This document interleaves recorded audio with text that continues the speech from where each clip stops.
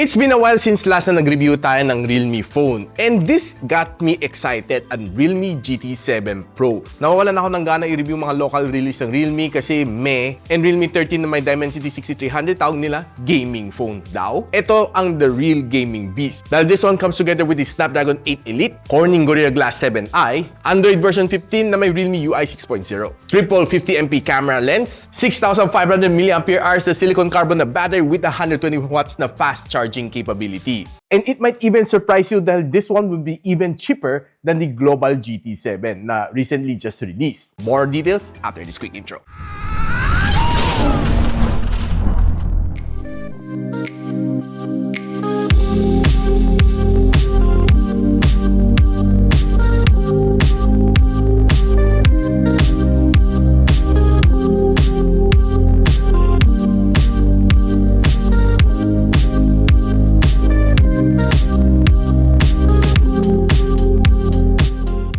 Now, itong Realme GT7 Pro na may 12GB of RAM and 256GB of storage comes at a price point na 35,000 pesos. And may good news ako sa inyo dahil this one got a big price drop. Right now, it's selling at just 29,000 pesos para sa kanyang 12 256GB of variant. Bili ko to sa UKDB Gadgets, which I'll post the link on the description box below. Now, talk about design. I would say na it brings some excitement back dito sa Realme GT series. Makita mo yung white niya dito sa likod. Looks really nice and may pagka-pearl white ang finish niya. Kaya medyo mukha siyang very elegant. Hindi siya yung paper white ang finish, pero medyo may pagka-pearlish white. And I like yung kanyang camera bump dito. Very simple and flat na flat siya. So, wala na mga camera ring. May nakasulat pa dito, hyper image. Yung kanyang case dito sa gilid may pagka-curved edge, pero yung kanyang side flat na flat. Now, ang likod nito is glass finish. Panag-glass ang kanyang protection. Aluminum side frames, and ang kanyang harap is a Corning Gorilla Glass 7i protection. Meron siyang IP69 dust and water resistance, pero wag na ilulublog sa swimming pool. Overall, yung feel niya is good. Gustong-gusto kong hawakan to, no? Except na a little bit edgy konti dito dahil yung kanyang frame is a bit makanto, pero yung kanyang side naman na case is good. Hindi lang siya unibody kasi may 2-step siya dito. Now, this phone is being powered by the Qualcomm Snapdragon 8 Elite. So, alam naman natin, it's the most powerful na chip na meron ni Qualcomm. And ito ang score na nakuha natin, 2.55 million points sa AnTuTu benchmark. And we break it down, this is what I got. Near 6,000 ang kanyang loop score, nakuha ko dito sa Wildlife Extreme, and 63% ang kanyang stability. Ito ang score na nakuha ko dito sa CPU benchmarking na Geekbench, and sa kanyang GPU benchmark. Medyo rocky ang kanyang thermals, and i-throttle to 71% ng kanyang best performance. So, expect in future updates dito, mas maging efficient ang Snapdragon 8 Elite. So, talking about battery, 6,500 mAh ang kanyang battery, and it uses the new na technologies. Silicon carbon na kanyang materials, no longer using the lithium-ion na material na medyo luma. And sabi nila, ang silicon carbon is medyo mas heat resistant, giving you better performance sa inyong battery consumption. And this one can fast charge up to 120 watts of fast charging. 0 to 100 takes you a little bit above 30 minutes to charge. Now, on day-to-day consumption, the phone na ito can last you for a whole day without even charging. As long as hindi ka babad sa gaming, hindi ka rin babad sa video conferencing, hindi ka rin babad na mag-take ng video all day long, kaya-kaya naman na magtagal. And nung sinalang ko to sa battery stress test ng PC Mark, I was able to squeak out a 9 hours and 17 minutes na screen on time. For me, it's pretty good. Pero expect na natin ang Qualcomm Snapdragon 8 Elite would be a little bit more power hungry kahit 6,500 mAh ang kanyang battery size.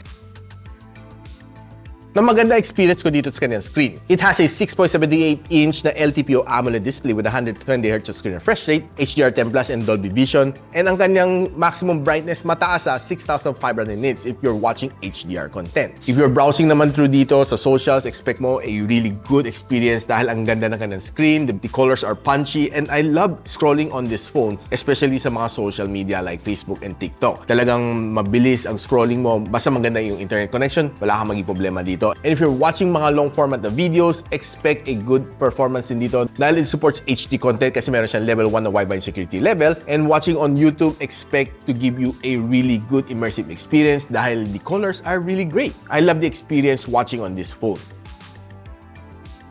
Now, this phone has two speakers, isa sa ilalim and the other one coming from yung earpiece dito sa speaker grills. Check natin performance.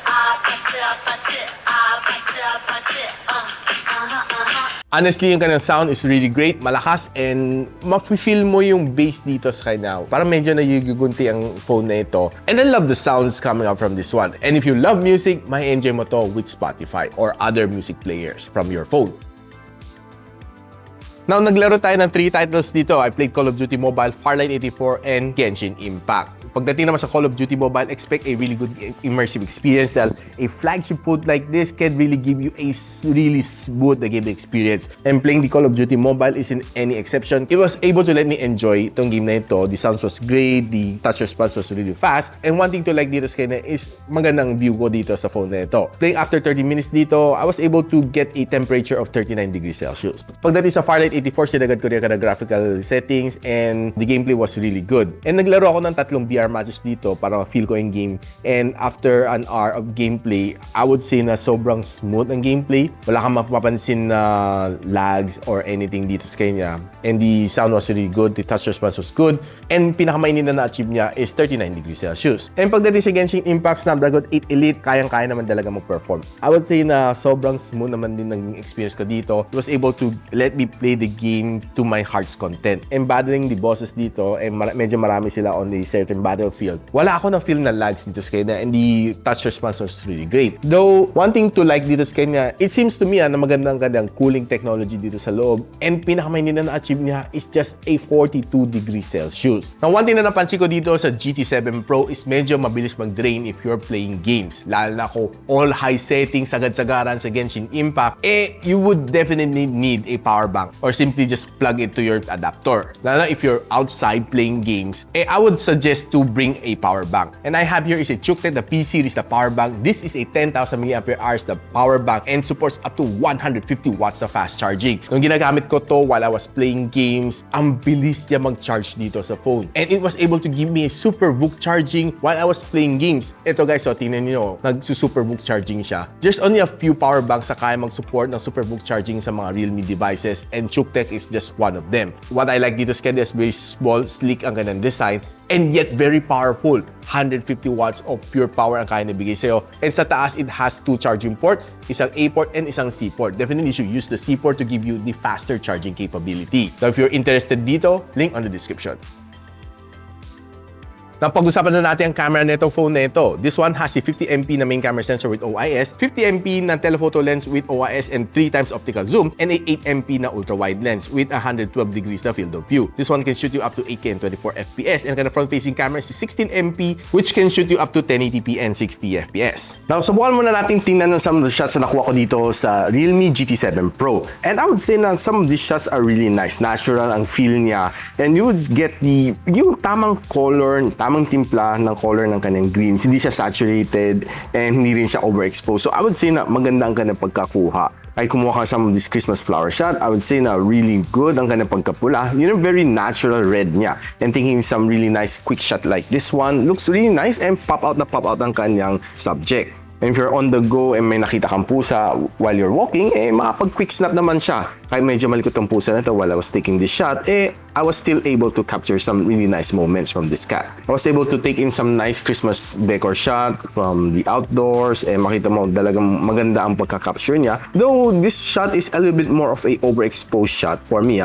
medyo namumuti siya compared to this one. So depende sa exposure, no? And you'll be able to get some really nice shot like this one. Ang ganda ng kanyang color even on the outdoors at medyo maliwanag ang araw. And taking some shots like this one looks really nice, and I would say na ang ganda pagka-capture nitong camera niya. And if you're trying to take some city shot, ang ganda rin ng kanyang pagkakuha, and you really see some nice details from the cloud. Now, nilaro naman natin ang kanyang different lenses. This is the ultra wide shot, normal, 2 times, 3 times, and 6 times. Kita natin still sharp after 6 times zooming. Now, once na dinala mo naman kanyang camera on indoor, medyo low light, still able to perform, magandang camera. I would say na taking some of this food shot like this one, simpleng luya lang to, but I was able to capture some really nice details. And even though mga Christmas decor shot, I would say na, ganda ng kanyang pagkakuha. Even though cake na ito was really nice, and pati itong waffle nito, kahit walang ilaw, no, still good ang kanyang shot. And trying to take some details dito, makita mo pag zoom mo, ang ganda ng kanyang details. Really nice ang kanyang pagka-background blur. Yung taking some more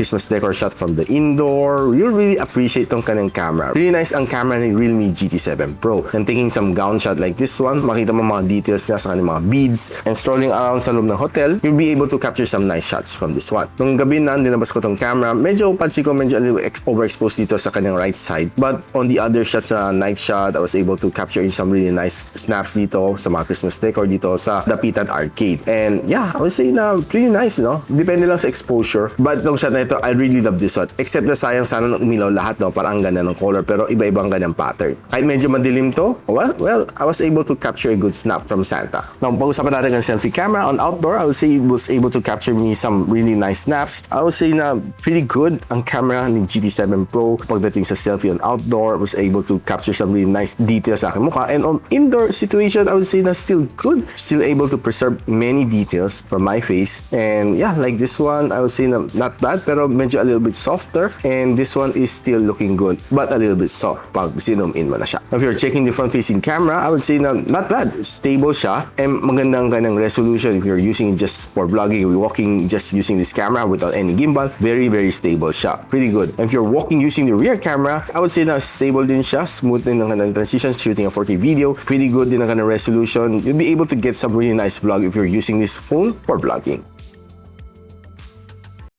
Now guys, ano masasabi ko dito sa Realme GT7 Pro? This is definitely one device that you should consider kung naghanap ka ng medyo flagship level na phone below 30,000 pesos with a Snapdragon 8 Elite.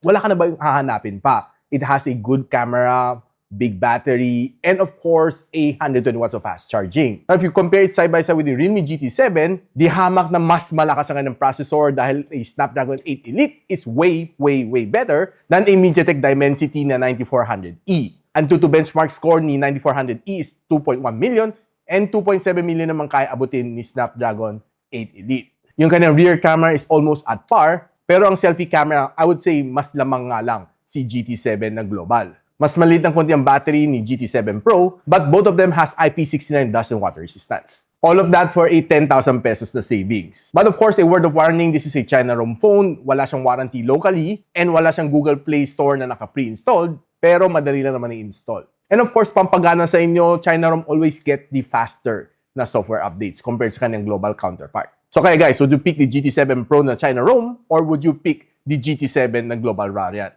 na mas mahal ng roughly 10,000 pesos? Let me know in the comments kung gusto niyo bumili nitong phone na ito, si Realme GT7 Pro. I'll post the link on the description box below. Pero kung gusto niyo talaga bumili ng GT7 na local, I'll also post the link on the description box below. And if you like this video, don't forget to share it to your friends. And a quick sub sa aking channel is definitely awesome. I'll see you in my next video. And so, ako para si Richmond and you're watching Gadget Sidekick. What's up? Like and subscribe to my channel. Don't forget to hit that notification bell. For one of my latest uploads, click the dito. And for one of my popular uploads, click here.